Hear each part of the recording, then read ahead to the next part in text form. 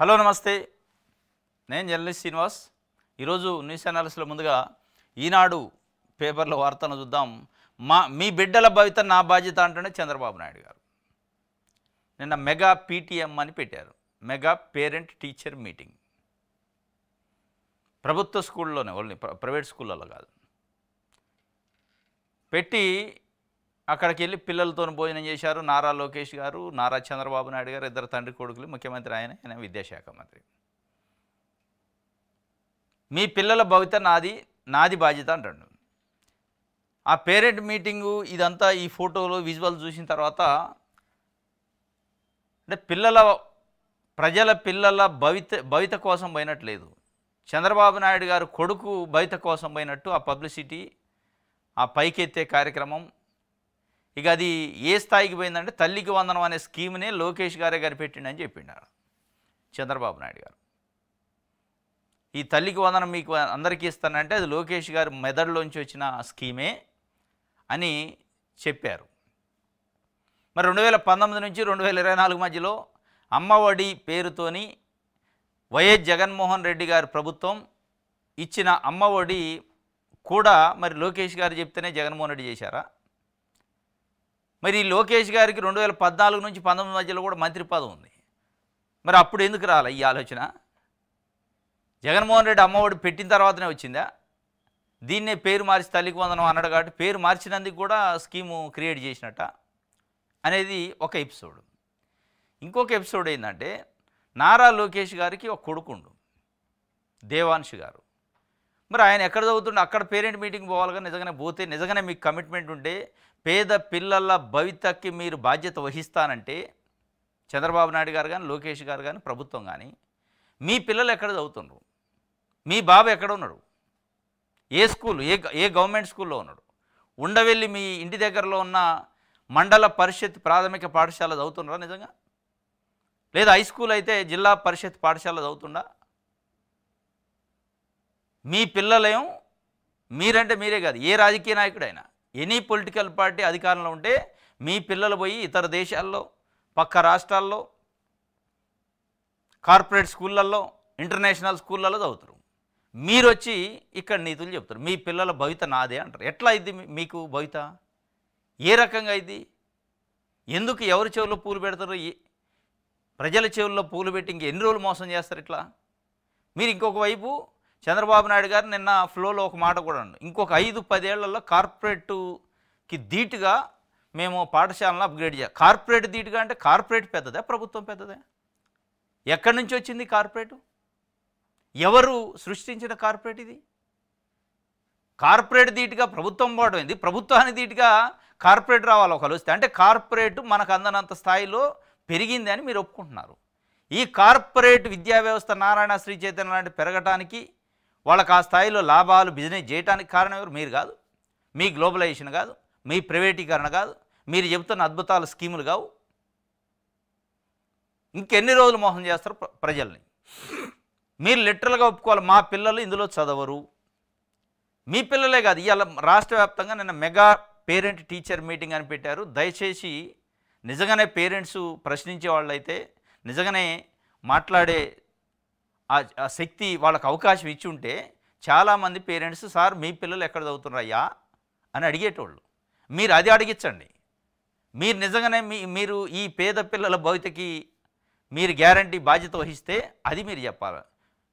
మీ కుటుంబంలో ఉన్న Devansh school education చేస్తాడు, నిజంగానే ప్రైవేట్ స్కూల్లో చదువుతుండా, ప్రభుత్వ స్కూల్లో చదువుతుండా, అది కూడా ఆంధ్రప్రదేశ్లో చదువుతుండా, పక్క రాష్ట్రంలో చదువుతుండా? వాళ్ళు నిజంగానే పక్క రాష్ట్రంలో చదివితే, నిజంగానే ప్రైవేట్ స్కూల్లో చదివితే చదువుతుండు అంటే ఇది అంతా పనికిరాని వ్యవస్థ. మీరు చెప్తున్న వ్యవస్థ అంతా పనికిరానిదే కదా. మీరు పోయిన పేరెంట్ మీటింగ్, టీచర్ మీటింగ్ అంతా శుద్ధదండగ కదా. ఎందుకు ఈ శుద్ధులు నీతులు చెప్తారు? కాబట్టి ఎనీ పొలిటికల్ పార్టీ, ఒక చంద్రబాబు నాయుడు గారు, తెలుగుదేశమో లేదా ఇంకో పార్టీ కాదు, ఏ రాజకీయ పార్టీ ఉన్నా వాళ్ళ పిల్లలు కానీ, వాళ్ళ పిల్లలు కాదు, అసెంబ్లీలో ఉన్న ఎమ్మెల్యేల పిల్లలు, ఎమ్మెల్సీల పిల్లలు కానీ, కనీసం వాళ్ళ ఎంపీటీసీ, వాళ్ళ పార్టీలో ఉన్న ఎంపీటీసీ పిల్లలు కూడా ప్రభుత్వ స్కూల్లో ఇవ్వాలి చదవట్లే.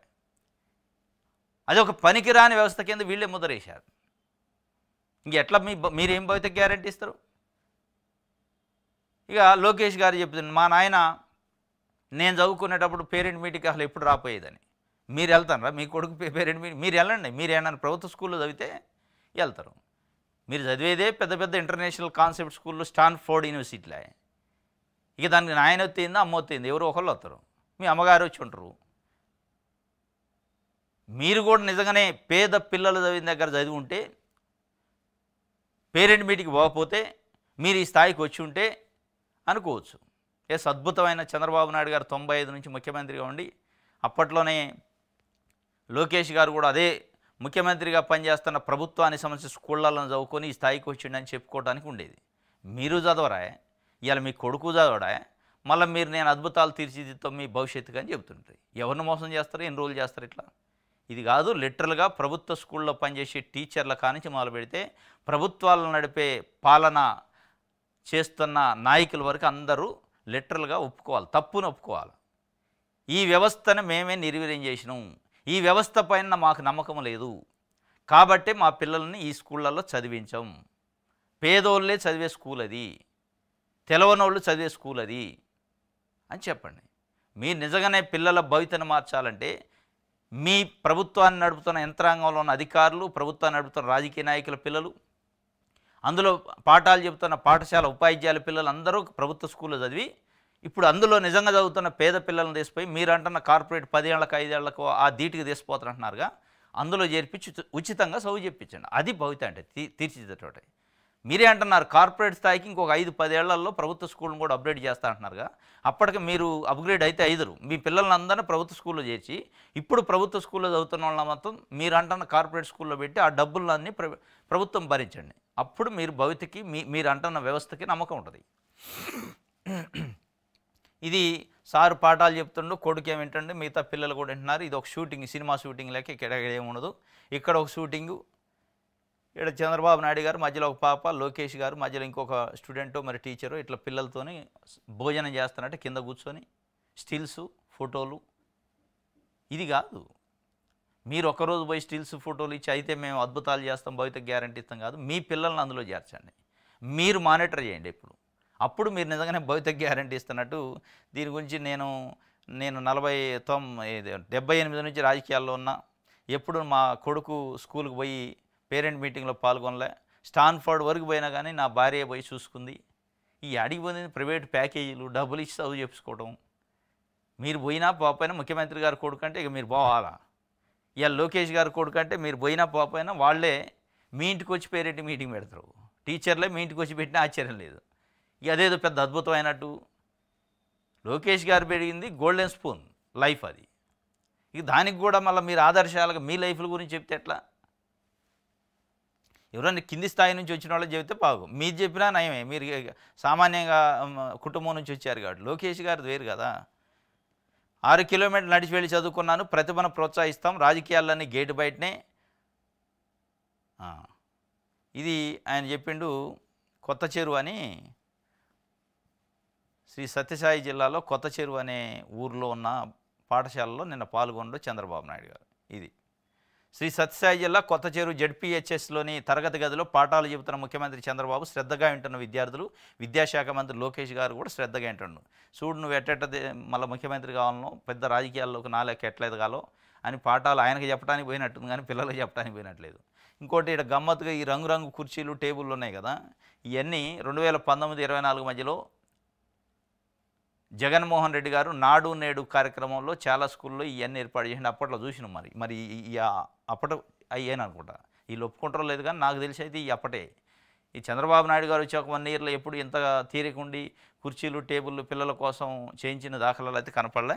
ఇగో ఈ కూడా ఇప్పుడే ఆయన చేయించినాయి. అంతకుముందు కూర్చోవడానికి కుర్చీలు లేవు, బల్లలు లేవు, లేని పరిస్థితి. నాడు నేడు పెట్టిండు, ఇంగ్లీష్ మీడియం పెట్టిండు, సిబిఎస్ఈ సిలబస్ పెట్టిండు, ఐబీ సిలబస్ పెట్టిండు, ట్యాబ్ సిస్టమ్ పెట్టిండు, ఇంటరాక్టివ్ ప్యానల్ మోడ్ సిస్టమ్ పెట్టిండు. ఇవన్నీ ఒక రకంగా అప్గ్రేడ్ చేసే పనిలో ఉన్నాడు. ఈ లోపల వచ్చింది. ఇప్పుడు ఇవాళ ఏం చేస్తానంటే పబ్లిసిటీ ఏమో ఉంది, పని లేదు. పని లేని పబ్లిసిటీ ఇది. ఈ పబ్లిసిటీ కాకపోతే ఏంది? ఒకరోజు మీరు పోయి ఫోటోలు వీడియోలు తీస్తే అయిపోద్దే. ఒక కంటిన్యూషన్ ప్రాసెస్. ఇది మీ బిడ్డల భవితకు నా బాధ్యత అంటున్నాం. వాళ్ళ బిడ్డలకు కాదు, మీ బిడ్డ భవిత కోసం పోయినట్టుంది అనేది ప్రజలు మాట్లాడుకుంటున్న పరిస్థితి. ఇంకోటి సాక్షి పేపర్ చూద్దాం. నాడు నేడు నాడు నేడు బడిలో తనయుడు వందనం, అమ్మఒడి దొంగలు, లోకేష్ ఆలోచన నుంచి పుట్టిందే తల్లికి వందనం పథకం అన్న చంద్రబాబు, పిల్లలు ఉపాధ్యాయులు ఇతర నిసిగ్గా అబద్ధాలు. మరి అదే ఇది మరి చాలా దురదృష్టకరం. ఇంత మరి పచ్చి అబద్ధం మొత్తం కోట్ల మంది 2 తెలుగు రాష్ట్రాల ప్రజలు చూస్తుండగా పచ్చి అబద్ధాన్ని ఆడటం. తల్లికి వందనం లోకేష్ మెదడులోంచి పుట్టిందట. ఇది ఎప్పుడు పుట్టింది మరి? 2014లో పుట్టిందా? 19లో పుట్టితే జగన్మోహన్ రెడ్డి గారు కాపీ కొట్టిండా? మరి 14లో పుట్టితే ఎందుకు అమలు చేయలే? మరి ఎప్పుడు ఎన్నడూ చెప్పలేదు మా మా మా ఇది లోకేష్ గారి మెదడులోంచి పుట్టిందని. ఎస్, ఒక లోకేష్ గారి మెదడులోంచి పుట్టింది. పుడితే జగన్మోహన్ రెడ్డి గారు బటన్లు ఒత్తుండు పేదోళ్ళకి డబ్బులు వేస్తాడని ఎందుకు అనరు? మీ ఆలోచనే కదా, మంచి అద్భుతం కదా అది. ఏ రోజు చెప్పలేదు. ఇవన్నీ మరీ మీడియా చేతిలో ఉందని చెప్పి, చెప్పడానికి నోరు ఉందని చెప్పి, ఒక డయాస్ ఉందని చెప్పి, పదవులు ఉన్నాయని చెప్పి పబ్లిక్ని మరీ బకరాలు చేసే కార్యక్రమం చేయమాకండి. నిజాలు చెప్పండి, నిప్పులాంటి నిజాలను చెప్పండి. అమ్మఒడి పథకం మార్గదర్శకాల ప్రకారం లబ్ధిదారులను ఎంపిక చేసినామని జూన్ 12 రోజు చెప్పిండు చంద్రబాబు నాయుడు గారు. ఈ ఆటకు వచ్చేటప్పటికి తల్లికి వందనం పథకం లోకేష్ ఆలోచనే. కొత్త చెరువు జడ్పీ స్కూల్లో చంద్రబాబు నాయుడు గారు మధ్యాహ్న భోజనం అధ్వానంగా ఉందట. ఇది ఒక అమ్మఒడి దొంగలు అని చెప్పి సాక్షి పేపర్ ఒక వార్త వేసింది. రైతులు అసాంఘిక శక్తుల, చంద్రబాబు నిసిగ్గా మాటలు ఆపు. వైఎస్ఆర్సీపీ అధినేత వైఎస్ జగన్ ధ్వజం. మీకు మీ ఎల్లో మీడియాకు సిగ్గుండాలి. 76,000 మంది రైతుల కుటుంబాలకు మామిడి ధర సమస్య. మీ కంటికి ఆ రైతులు రౌడీలు దొంగల మాదిరిగా కనిపిస్తున్నారా? బాబు కళ్ళల్లో ఆనందం కోసం రైతులపై కుళ్ళు రాతల. ఎల్లో మీడియా కథనాలపై రైతులు తీవ్ర ఆగ్రహం. రైతులంటే అంత అలుసా అని చెప్పి నేను రైతులు పాపం ఆవేదన. అసలు మనకే బాధ అనిపించింది. దండుపాళెం బ్యాచ్ అనేసిండు ఆంధ్రజ్యోతి. సిగ్గు ఉండాలి, శరం ఉండాలి, చీవి నెత్తురు ఉండాలి. అన్నదాతలను అవమానిస్తారా? మీకు జగన్మోహన్ రెడ్డి నచ్చకపోవచ్చు, మీకు జగన్మోహన్ రెడ్డి పైన ఈర్ష్య, ద్వేషము, కక్ష అన్నీ ఉండొచ్చు, ఆయన పైన పిచ్చి పిచ్చి రాతలు రాయొచ్చు. మీరు రైతుల పైన రాయడం ఇంత మరీ నిసిగ్గా, ఇంత బజారున పడే బట్టలిప్పుకొని తిరుగుతారా? రాజకీయాల కోసం, రాజకీయ పార్టీల కోసం, మీకు నచ్చిన పార్టీ, మీకు నచ్చిన కులం కోసం వాళ్ళ గుండెల పైన దన్నారు. అన్నదాతలను అవమానించి అన్నదాతల ఆత్మ గౌరవం పైన దాడి చేశారు. ఇలా ఒక పత్రికగా ఈనాడు ఆంధ్రజ్యోతి పేపర్ నిన్న దండుపాలెం బ్యాచ్ అని రాశారు, ఆవేదన వ్యక్తం చేశారు. ఎస్, కనీసం రైతులని రాయండి, తప్పే ఉంది. వైఎస్ఆర్సీపీ కార్యకర్తలని రాయండి, దాంట్లో కూడా రైతులు ఉంటారు. ఆ ముద్ర వేయటమేంది రౌడీలని లేదా దండుపాలెం బ్యాచ్లని? వాళ్ళ ఆవేదన చూస్తే వాస్తవంగా ఆంధ్రజ్యోతి పేపరా అరాచకమైందా? వాస్తవంగా దండుపాలెం బ్యాచ్ రైతులు కాదు పాపం. ఈనాడు, ఆంధ్రజ్యోతి లాంటి కొన్ని పత్రికలు, టీవీ ఛానళ్ళకి ఎట్లాంటి వార్తలు రాసి అన్నదాతలను అవమానించి వాళ్ళ ఆత్మగౌరవంపై దాడి చేస్తున్నారు కదా, వాళ్ళని ఇవాళ రైతులు దండుపాలెం బ్యాచ్ అంటున్నారు, అనుకుంటున్నారు. ఇది Dandupalem batch, yellow media batch అని అనుకుంటున్నారు. ఇది దీనికి సంబంధించి రైతుల పై కుళ్ళు రాతలు. నాకు 2 ఎకరాల మామిడి తోట ఉంది. వచ్చిన దిగుబడికి అయిన ఖర్చుకి ఈ ప్రభుత్వ పాలనలో ఫ్యాక్టరీలు ఇచ్చే మద్దతు ధరకు ఎలాంటి పొంతం లేదు. పూర్తిగా నష్టపోయాం. గిట్టుబాటు ధర లేక కడుపు మండి మా గోడు వైఎస్ జగన్కి చెప్పుకుందామని వెళితే మమ్మల్ని దండుపాలెం బ్యాచ్గా, సైకోలుగా ఈనాడు, ఆంధ్రజ్యోతి పత్రికలు చిత్రీకరించడానికి తీవ్రంగా ఖండిస్తాను. రైతులంటే అంత అలుసా? అధికార పార్టీపై అంత ప్రేమ ఉంటే చంద్రబాబు భయం చేసుకోవాలి కానీ ఇట్లా చెప్పొద్దని ఉమాపతి అట పాపం వాళ్ళ ఆవేదన వ్యక్తం చేసి, ఇక కొంతమంది రైతులు నిన్న వాళ్ళ ఆవేదన వ్యక్తం చేశారు. రైతులను అసాంఘిక శక్తులట. ఇగో ఆ పత్రికలకు పచ్చ కామెర్లు అమ్మాయి. ఇంత నీచంగా వర్ణిస్తారా? కూటమి నేతలే అసలైన దండుపాలెం బ్యాచ్. ఈనాడులో పిచ్చి వ్యాఖ్యలు దారుణం. ఎన్నడూ ఇలాంటి రాతలు చూడలేదు. రైతులు నేరస్తులతో పోలుస్తారా? ఓరవలేకే ఈనాడు ఉన్మాద రాతలు. రైతులు ఉసురు తగులుతుంది. ఇట్లా ఒక్కొక్కళ్ళు ఒక బాధ. రైతులను అవమానించడం సిగ్గుచేటు. రైతులకు క్షమాపణ చెప్పాలి, వాళ్ళు చెప్పరు. ఇక మిమ్మల్ని ఇంకొక అడుగు ముందుకేసి ఇంకా అన్న ఆశ్చర్యం లేదు. పత్రికలు రైతుల పక్షాన్ని నిలవాలి, లేకుంటే ఊరుకుండాలి. ఇలా రైతులను ఆడిపోసుకోవడం మంచి సాంప్రదాయం కాదు.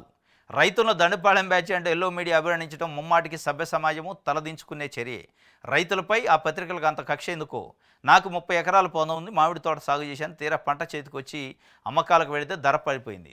తీవ్రంగా నష్టపోయాం. వైఎస్ జగన్కు మా బాధను తెలియజేసేందుకు వెళ్ళాము. అంత మాత్రాన రైతులను ఇంత నీచంగా వర్ణిస్తారా అని రామకృష్ణరాజు అంటే నారపరాజుపల్లి కండ్రిగా విజయపురం మండలం చిత్తూరు జిల్లా. చాలా క్లియర్గా అంటే రైతులు కూడా ఎంత విశ్లేషణాత్మకంగా ఎంత క్లారిటీ అవగాహనతో ఉన్నారు. ఆంధ్రజ్యోతి, ఈనాడు పత్రికలు ఇట్లాంటి ఎల్లో మీడియా పైన స్పష్టంగా అర్థమైంది. మీరు ఇస్తే గీస్తే వాళ్ళు చాలా సూటిగా చెప్పారు. పాపం మద్దతు ఇవ్వండి రైతులకి, సంఘీభావం తెలపండి పత్రికలుగా. కానీ రైతుల్ని అన్నదాతలను అవమానించి మీరు అనుకున్న వాళ్ళకి భయం చేయడం కోసం ఇంత మరీ దిగజారుతున్నాయని రాసిన రైతుల పక్షాన్ని నిలబడాలి, లేకుంటే ఊరుకుండాలి. కానీ ఇదేందని చెప్పి చాలా స్పష్టంగా వాళ్ళు మాట్లాడుతున్న పరిస్థితి. బాధ్యత మరిచి బరితెగించి విషయం కక్కుతారా? హత్యలు చేసే తీవ్ర నేరస్తులతో అన్నదాతలను పోలుస్తారా? చంద్రబాబు తన అక్కసును పచ్చపత్రికల వార్తల ద్వారా వెళ్ళగక్కుతున్నారని మండిపాటు. వైఎస్ జగన్ రావడంతోనే మా కష్టాలు సమాజానికి తెలిసాయని వెల్లడి. ఎల్లో మీడియా కథనాలపై రైతులు తీవ్ర ఆగ్రహం. మామిడి రైతుల కష్టాలను ఏనాడైనా మీ పత్రికలో ప్రచురించారు? ప్రచురించకపోగా పాపం వాళ్ళ ఆవేదన అదే. ప్రచురించకపోయారు. వాస్తవంగా ఒక పత్రిక, టీవీ ఛానల్ బాధ్యత ఏంటంటే ప్రజల సమస్యని ప్రభుత్వం దృష్టికి తీసుకోవాలి, సమాజానికి తెలియాలి. అది తెలియజేయకపోగా సమస్య లేదు, వీళ్ళు వచ్చిన వాళ్ళు రౌడీలు, రైతులు కాదని చెప్పే ప్రయత్నం చేశారు. అంటే ఇంత ఏ స్థాయిలో వాళ్ళకి పిచ్చి ఎక్కింది, పచ్చ పిచ్చి, ఏ స్థాయిలో వాళ్ళ ఉన్మాదం ఉంది, ఏ స్థాయిలో దండుపాలెం బ్యాచ్ లేక వ్యవహరిస్తున్నారు అనేది రైతులే స్వయంగా చెప్పారు. మీరు దండుపాలెం బ్యాచ్ మేం కాదు, మేము రెక్కాడితే డొక్కాడిన వాళ్ళం, మా రక్తాన్ని చెమటగా చేసి ఈ దేశానికి అన్నాన్ని పెడుతున్న అన్నదాతలం, మమ్మల్ని మీరట్రా అని చెప్పి వాళ్ళు ఆగ్రహం వ్యక్తం చేశారు. బాబు కళ్ళల్లో ఆనందం కోసం రైతులపై కుళ్ళు రాతలు అని చెప్పి. ఇంకా రైతులు అసాంఘిక శక్తులు ఎట్లయితారని వైఎస్ జగన్మోహన్ రెడ్డి పాలకుడని చెప్పుకోవడానికి మీకు సిగ్గుండాలి, సమాధానం చెప్పలేక తప్పుడు రాతల, రైతుల్లో ధైర్యాన్ని నింపుతుంటే వెకిలి వ్యాఖ్యల, రైతులు నష్టపోతున్నా ఆ పని ఎందుకు చేయడం లేదు, 1 కిలో అయినా కొన్నారా, రైతాంగానికి అండగా నిలిస్తే రౌడీలు, అసాంఘిక శక్తులు, దొంగల, రైతులు నష్టపోయినట్టు ఒప్పుకుంటేనే దౌర్భాగ్యపు మాటలు రాతల, మీరు ఇస్తానన్న రైతు భరోసా 20,000 ఇవ్వలేదు, ఇన్పుట్ సబ్సిడీ గాలికి వదిలేశారు. ఇవన్నీ సూటిగా కొన్ని ప్రశ్నలు వేసిండు ప్రభుత్వాన్ని, కానీ వాళ్ళు సమానం చెప్పరు. ఇక అంటే జగన్మోహన్ రెడ్డి వాళ్ళ కళ్ళకి ఎట్లా కనపడుతుండవు అంటే అసలు ఆయన ఒక నాయకుడి కింద, ఒక రాజకీయ పార్టీ నాయకుడు కాదు, ఒక ఎమ్మెల్యే కాదు, ఒక 5 ఏళ్ళు ముఖ్యమంత్రి చేసిన వ్యక్తి కాదు, అసలు ఆయన మనిషే కాదన్నట్టు ఆంధ్రజ్యోతి, ఈనాడు లేకపోతే కొన్ని పత్రికలు, టీవీ ఛానల్ కనపడుతుంది కాబట్టి ఆయన కలవటానికో ఆయన సంఘీభావం తెలపడానికి పోయిన వ్యక్తులను కూడా అదే ముద్ర వేయాలని ప్రయత్నం చేస్తున్నాయి. ఇంతకంటే దిగజారుడు, ఇంతకంటే బరితెగింపు ఇంకోటి ఉండదు అనేది ఇలా రైతులు మాట్లాడుకుంటున్నారు. మీకు నచ్చనోడికి మనిషి కాదా? మీకు నచ్చని పార్టీ కాదా? మీకు నచ్చని సామాజిక వర్గం కాదా? వాళ్ళు ఈ భూమి మీద ఉండే అర్హత ఉండదా? ఇగో ఇదనమాట.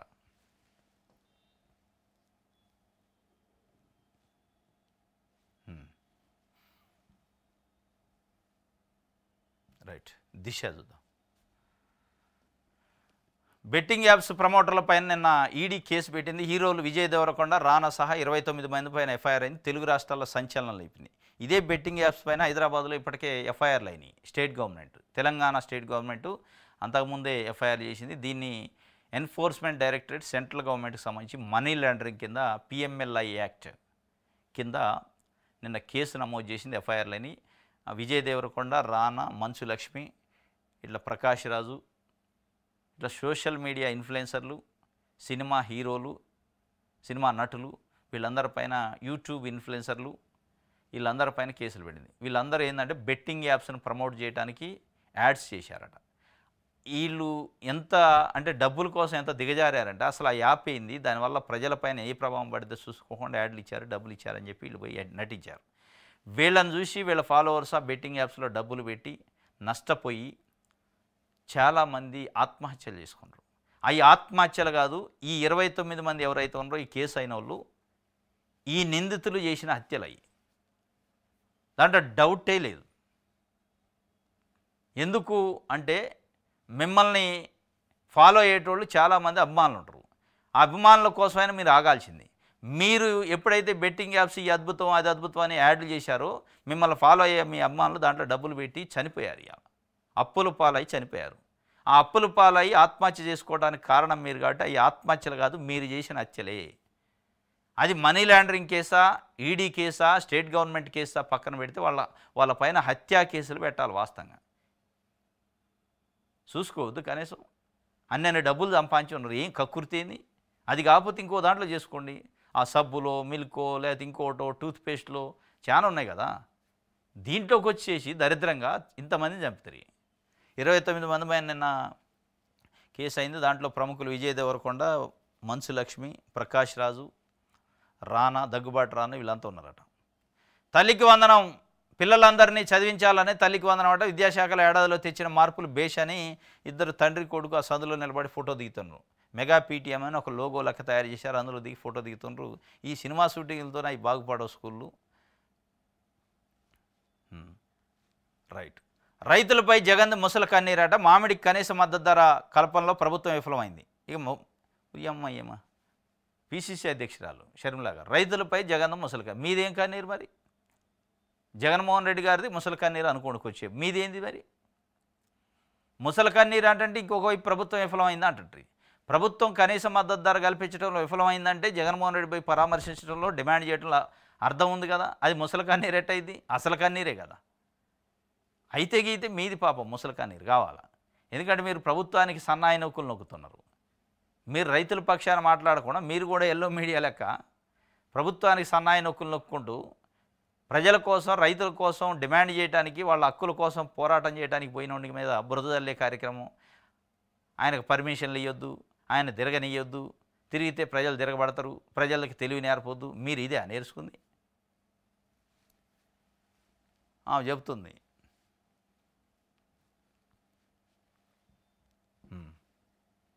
ఆంధ్రప్రభ చూద్దాం.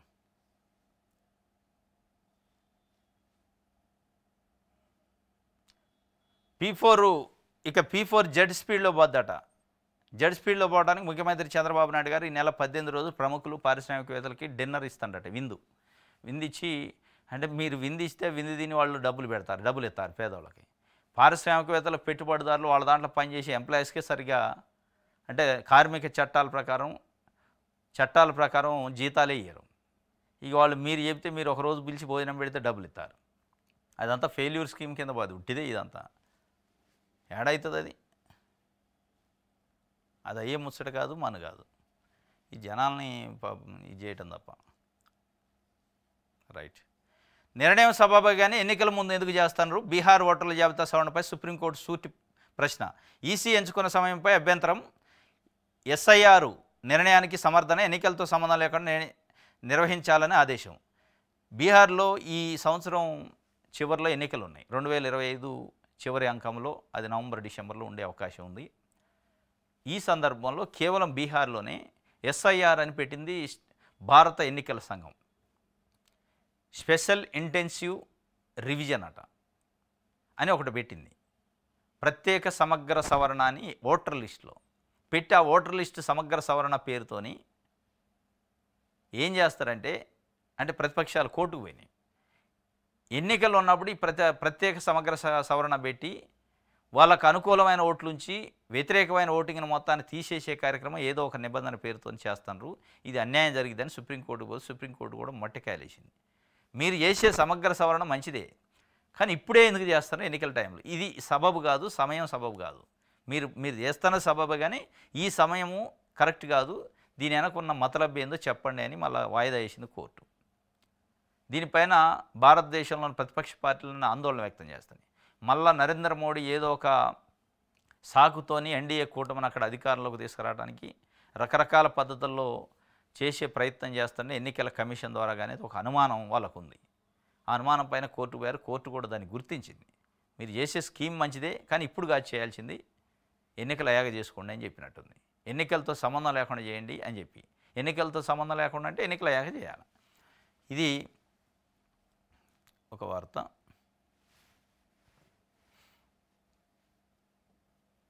రైట్. ఆంధ్రజ్యోతి చూద్దాం.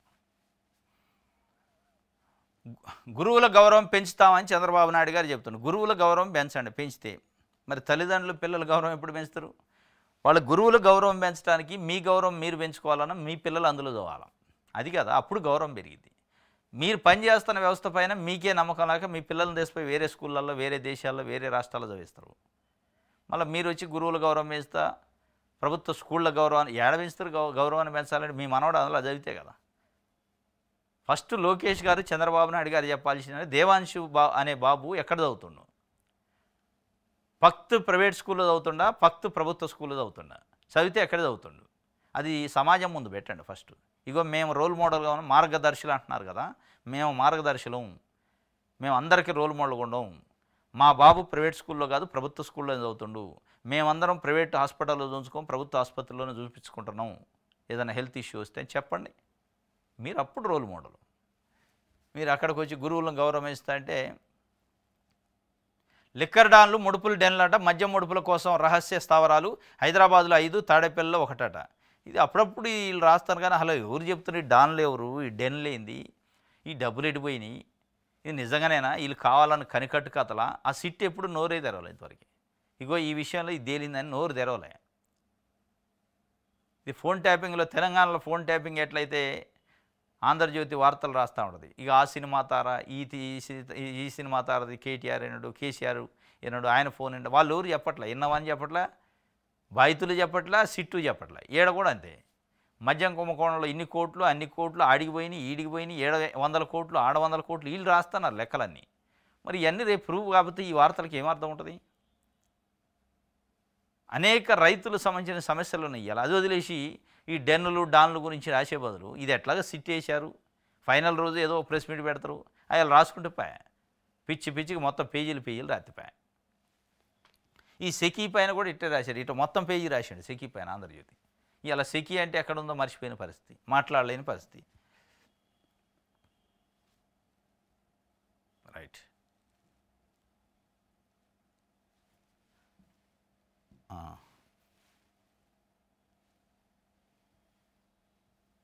ప్రజాశక్తి చూద్దాం. రైట్. ఇది కూడా బీహార్లో ఎస్ఐఆర్ ఇప్పుడే ఎందుకు, ఆధార్ ఎందుకు వద్దంటున్నారు, ఆధారు ఓటరు రేషన్ కార్డులు పరిగణించండి, పౌరసత్వంపై పరిశీలన ఎందుకు, ఈసీని ప్రశ్నించే సుప్రీంకోర్టు.